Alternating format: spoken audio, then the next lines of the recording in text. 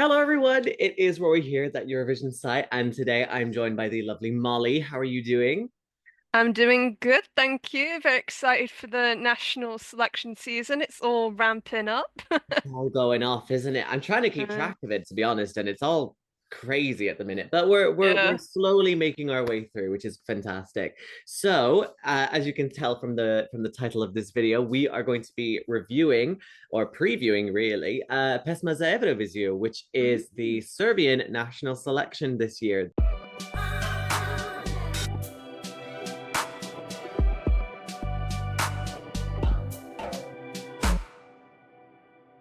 There are 30 songs that are going to be taking part in this, and we have some choices that we have to reveal to you. So let's get straight into it.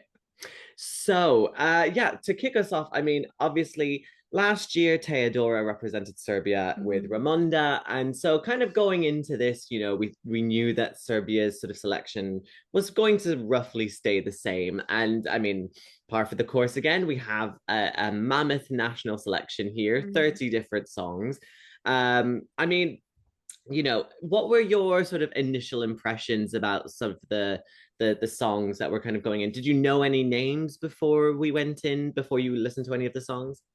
Not really, none that I really have seen. This is very much a new territory for me. Last year, I didn't get to sort of sprinkle in Serbia, so this one is going to be very new. However, I did have a bit of a listen, and there were some very interesting songs that I really liked. I do remember in Eurovision though, Romonda being one of my favorites in regards to staging, Mhm. similar to how Ukraine was a favorite as well. So I'm very interested on if that's going to be the same this year as well. I've got very high hopes for, and Serbia do always send some pretty notable ones as well. You've got Strava, I forgot the name. Constructor. Strava. Yeah, Constructor. You've got Luke Black, there we go. You've Yeah. got so many, like, they may have not won, but there's so many iconic names that always tend to come out of Serbia.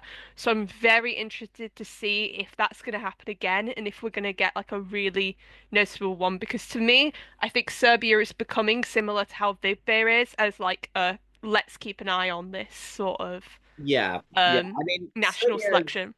Serbia, I mean, after scoring the win on their first go, I mean, like they've kind of been very lucky on that front. But now I think they're hungry for another win. So I think, we've seen it in the last couple of years, especially with this new national final, because before Pesma Evroviziju became the Pesma Evroviziju, it was Beovizija, which was an iconic national final for both Serbia, Montenegro, and also Yugoslavia as well. So it was kind of breathing in a new sort of feeling of modernity and like kind of just bringing in a new feel for what the Mm. Serbian music scene is. So, last year I think with the songs that we had, I think there was actually quite a good mix in Serbia. Usually, I am not that much of like someone who checks out Serbia's because it is just a little bit too big for me. Mm. But I do think it is due a win. So I was excited going into this selection just because, I mean, we'd heard a lot of sort of rumors from sort of big names within the Serbian music scene, like Jelena Karliusha, which now, to be fair, she's not a good person now, but at least, there was interest. Anyway, she's not good, but it's okay. But yeah, so Nan, we managed to get all 30 songs coming in. And yeah, let's just get straight into it. I mean, there are two semifinals, so 15 songs in each semifinal. Um, Obviously, from the ones that you've listened to, which ones do you think are the ones that really kind of stand out to you as ones to sort of keep an eye on? Bojana and David were really interesting. I really like the ones that there was a lot of sort of cultural Serbian ones that are there. And I think the ones that mix that Serbian identity with trendy can go very well because not only, like, if you, when the problem that we had with, was it, that national selection with, Jem, trying to remember the name. Oh, Festival y Congas. Yeah, Sick. the Yeah. problem that we had with Festival de Congas is that the one of the other songs that was alienated was so trendy to the point that alienated a lot of people that could have voted for it.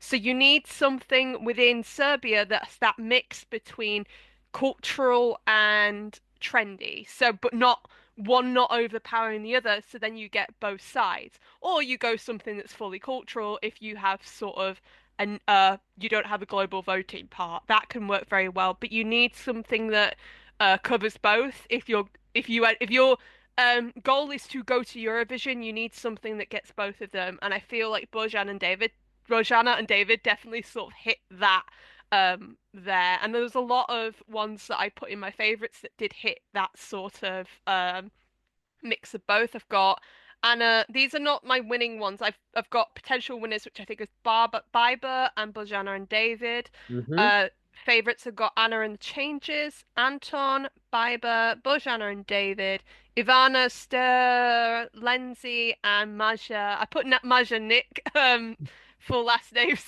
Right. Yeah. there, Maya but Nikolic is her name. Maya, yeah, Yeah, yeah, that one.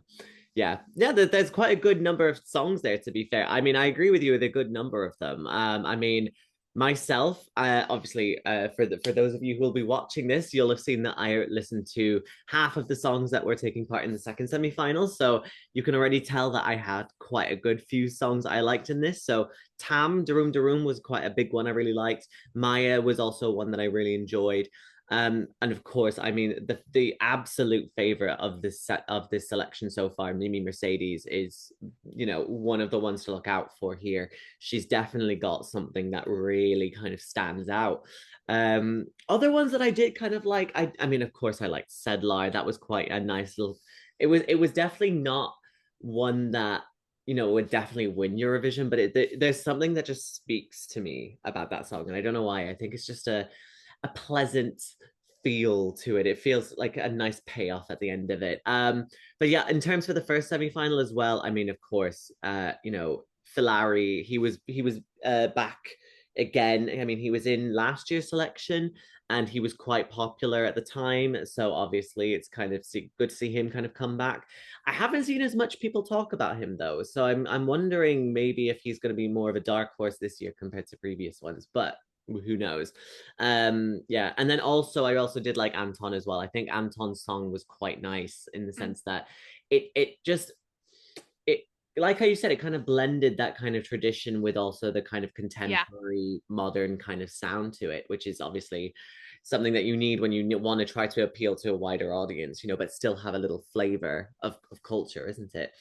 um so I mean, with that, I mean, it's hard to kind of pick a favorite, from all of these. I mean, what do you think about Serbia's like ability to qualify from some of these songs? It depends on where they want to sort of tread that line. For example, whether they want to go so cultural on their side or go very like global and trendy. It really depends.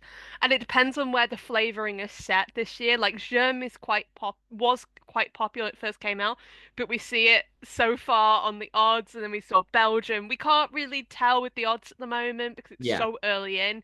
Um, but again, it really depends on how well these again, we've only got at the moment the audio version, how well this is going to translate staging wise, because there's been a lot of instances where I've really liked a song for a national selection, and then I've heard it live, and either the vocals are off, the staging isn't there, or the charisma is just completely out the window. So yeah, it can, things can change within very last minute. So, um, a lot of these songs could do very well on like when you listen to it on Spotify, but translated live, it's just like, whoa, no.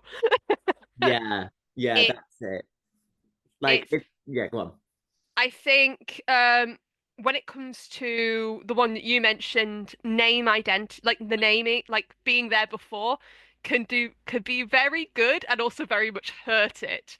So my example I always like to bring up is Loreen in 2017. She came in with statements, big name, completely wiped out because it didn't suit at the time what the Swedish public wanted.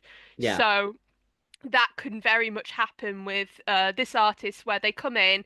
or either the performance isn't there or isn't as good as a previous one. So that's you've already got a bar set when you've come in previously, and if it's not as good, then you lose your momentum. Whereas if it's just as good, then great. But you always got something that you're compared to, or if another artist is better. I think nowadays when it comes to Eurovision and national selections, it's not about if you've been here before. That can help you, or if you have a big fandom, as we've seen by Yeah. previous example, you may have a big fandom, but if your song is then it's going to not do well. So yeah, I'm reading off what I we've had previously in the other national selections as well, because now we've had so many of them, we kind of have a bar set for like the ceiling that we want to touch a little bit. It's not that we have so little that we can't go, right, this is what we're bar thing. But I Yeah. think for Eurovision now, because the bar is set so high and we also have potential names that could set the bar even higher, Serbia could either something that knocks it off the park or fall. It really does depend on how they want to play it. I think again, David and Bojana, I think if they have good chemistry on stage and the vocals are there and the it's all about stage presence, the setting of the stage, how it's done, and sorry, I am yapping No, no, go for logistics, it. don't mind me. But the setting of the stage and sort of how it's like a jigsaw piece. Everything needs to come together, and if it doesn't and one bit's out of place, then it's completely thrown off. Say with Bieber as well, the song could be good listening to. I think Bojan and David in the audio was very good. There was a very good equal between vocals and things like that, and sort of contrasting as well. That was very good. There was a lot of drama in the song, which I absolutely. I am a stickler for dramatic songs. I'm a stickler for that. Um, but again, everything needs to come together in the end. So at the moment, that's one's my favorite, but we'll have to see how they both pair. And I think because there's two people there, it's a lot more difficult because if you have one person, then if one person you only need one person to throw out the energy and, put the vocal thing. But if there's two of them, then you need to both have that, especially if they're doing like this dramatic, like battle of vocal things. They both need to be at a similar energy level or, one more dramatic and if it's that style. Both need to be vocally there and both need to have sort of they need to choose what energy they want, what how they're going for kind of like both vocally. You get what I mean? Yeah, definitely. Yeah, yeah. I think it's I think from like the group that we have, I mean, in these songs, I think again, there are some songs that could really do quite well when if it gets to Eurovision, or some that could really fall flat on their Yeah. face. Like, I know this one will definitely cause Daniel to get angry at me, but Vampiri, I think that one is the most likely to land Serbia like a bottom five placing in the semi-final, for example. Mm, For myself, anyway, I think like you risk like the way that the selection is taking like or the series so far, like the national final season is going so far, it's turning out to be one of these years where you can't really tell who's going to do well and who isn't, because mm, it's kind of it's a bit of a little bit of a meh year. Like I've yeah. been calling it a transition year because like every Yeah. year, every decade, there's always one year where we go from like from Mm, how a Eurovision song does well in one decade to another, right? And yeah. 2015 was definitely like the marker for that for this current one that we're in. So I'm assuming that Mm. now we're getting into this sort of stage now. So I am excited to see what they have, but there are some that I do wonder that I don't know if they're gonna Yeah. do quite well, like again, these ones like Žali Samoje, like by Maya Nikolic, Turbo Žurka by Mimi Mercedes, they for me, and also yeah, Boyana and David as well. Like I think those three would be very like easy to get a good qualification from that.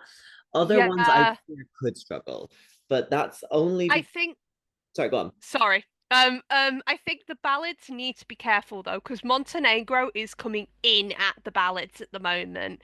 If she hits it in with dramatics and thingy, and I feel like there's going to be a lot of songs that are going to try and hit it in the ballad section.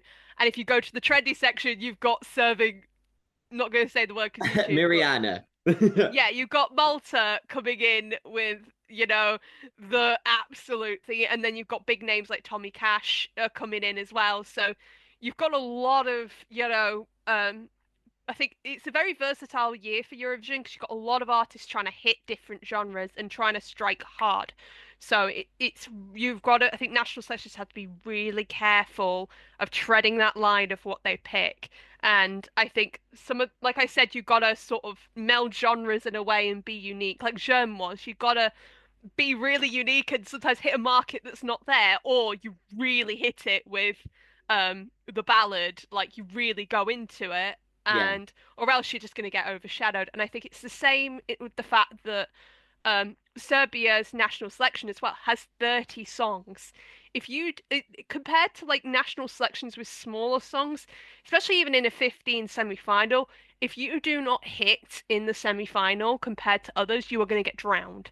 And if you have the same genre as like five different other artists, if you have like a ballad with a spotlight on you, and then three other artists also have a ballad with a spotlight on you, you're going to get drowned. yeah, So yeah, it's a difficult one. It is because as much it is about the full package, but it's also about are you doing something unique to capture an audience compared to all the other ones. yeah, Even definitely. in like a big, especially in a big semi-final like this, you Yeah, need to be able to stand out. Sorry, that's my yapping no, no, thing. no, that's totally fine. But here, let's get our predictions hats on. Thinking completely objectively, who do you think will win Pesma this year? Bojana and David definitely at the moment are a standout for me. Yeah, I think for me, the one that really stands out the most is Mimi. I think she, at the time of recording, she has about 750,000 views on her video, and many of the other ones only really have like 80,000, maybe 70,000 or so. So I think it's fairly obvious that this one is the big favorite.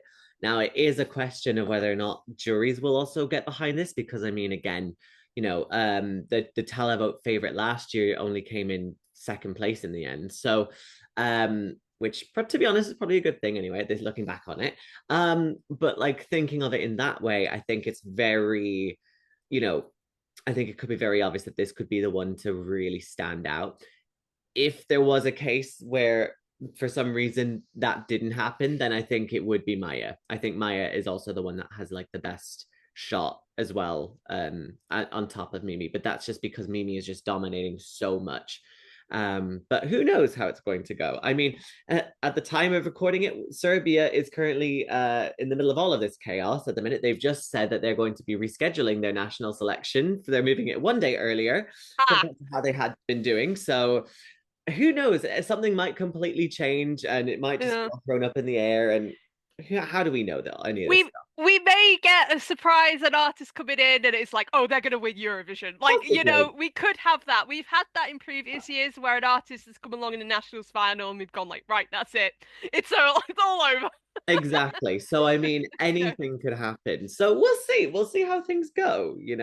But yeah, so with that, I mean, that is what we think for Serbia at this year's contest so far with Pesma. Do you agree with some of our picks? Do you think that maybe some of us need to learn what's going on? Do you think who do you think should win Pesma this year? Let us know in the comment section down below. Please do like, subscribe, hit the notification bell, do all that kind of stuff. It really helps us out and gives us a little bit of a bump in the algorithm. Thank you so much to Molly for joining me today. It's been lovely to chat all things Serbia with you. And also, yes, please do continue to follow us on all of our social media. We are on Facebook, Instagram, Twitter, Threads, Tumblr, Blue Sky, all at that Euro site. That EurovisionSite.com is also where you'll get all of the news for everything that's been going on in Eurovision land this season. It's just been so chaotic so far. And also be sure to check out that Eurovision podcast as well, at that Eurovision podcast, with on Facebook, Instagram, and Twitter as well. So yeah, I'm excited to see what's in store for Serbia. So fingers crossed it goes really well. So shall we say goodbye? Bye. Bye. Goodbye, watchers.